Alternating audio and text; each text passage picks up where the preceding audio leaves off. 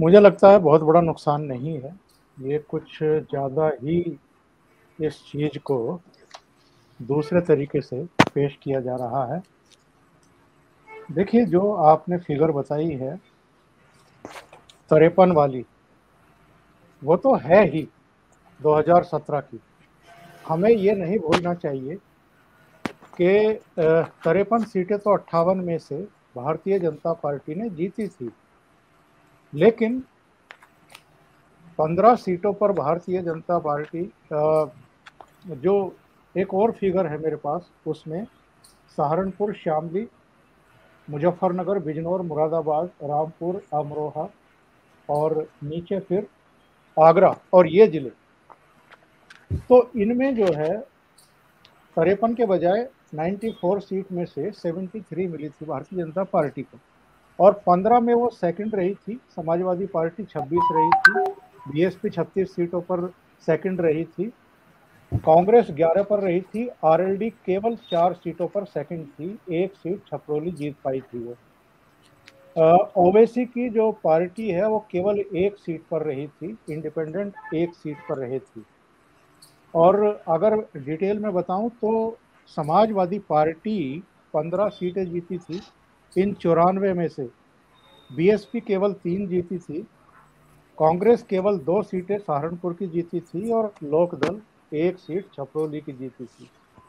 ये वाली जो 58 सीटें हैं जिनकी आज हम चर्चा कर रहे हैं, इनमें बेस क्या बनाया जा रहा है कि भारतीय जनता पार्टी का बहुत बड़ा नुकसान हो रहा है। वो कौन से ऐसे मुद्दे हैं जिनकी वजह से नुकसान हो रहा है? क्या केवल जाटों की वजह से नुकसान हो रहा है?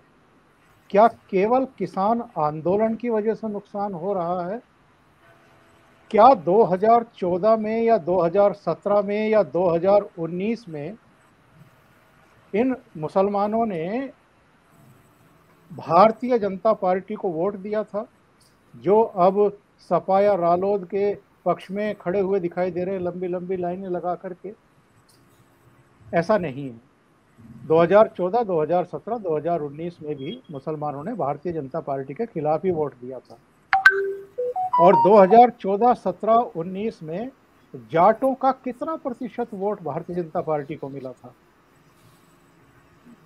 मैक्सिमम जो लोग बताते हैं वो 43% बताते हैं।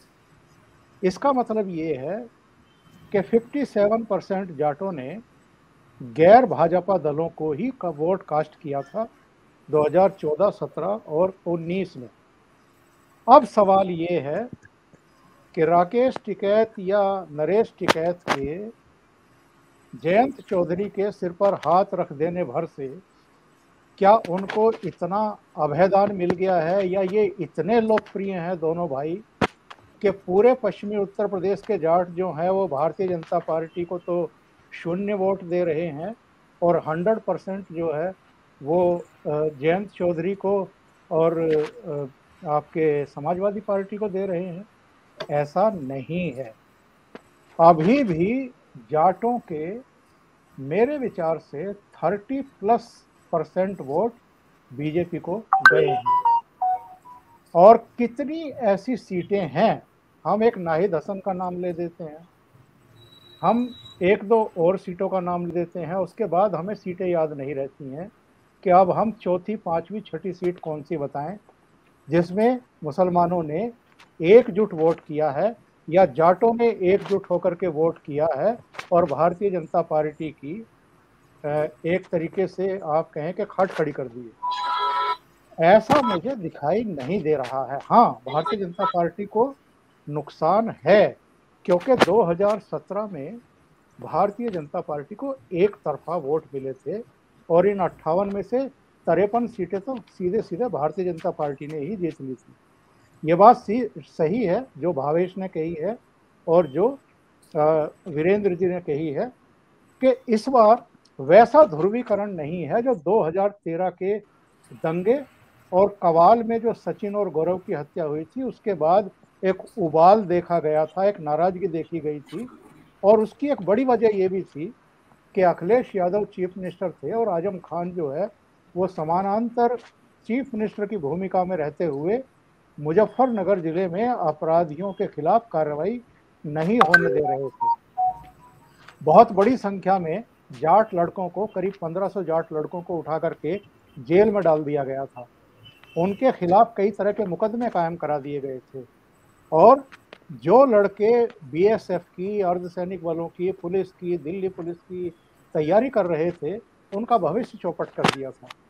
तो 2017 में एक गहरी नाराजगी थी, लेकिन कौन नहीं जानता है कि इन 13 महीने में राकेश टिकैत हो या नरेश टिकैत हो, ये किसकी बीन बजा रहे थे? जाहिर है भारतीय जनता पार्टी के खिलाफ बीन बजा रहे थे।